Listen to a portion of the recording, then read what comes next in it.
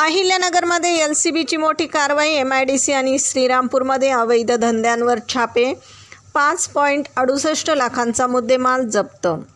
नमस्कार, आपण पाहत आहात महाराष्ट्र जनता न्यूज. अहिल्यानगर जिल्हा पोलीस अधीक्षक मुमक्का सुदर्शन यांच्या सूचनेनुसार स्थानिक गुन्हे शाखेने जिल्ह्यात अवैध धंद्यांविरुद्ध धडक मोहीम उघडली आहे.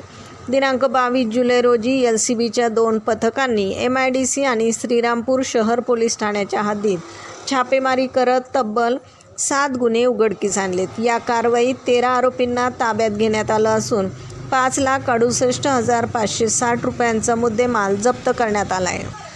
MIDC हद्दीत खेळवल्या जाणाऱ्या बिंगो जुगारवर छापा टाकून लॅपटॉप, TV, स्क्रीन, मोबाईल आणि रोकडसह सुमारे 5.25 लाखांचा मुद्देमाल हस्तगत करण्यात आला.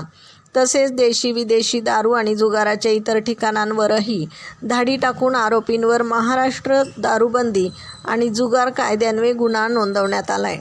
पोलीस निरीक्षक संतोष मुटकुळे यांच्या नेतृत्वाखालील पथकाने ही मोठी कारवाई फत्ते केली असून जिल्ह्यातील अवैध धंद्यांवर यापुढेही अशीच कडक कारवाई सुरू राहील असा इशारा प्रशासनाने दिला आहे.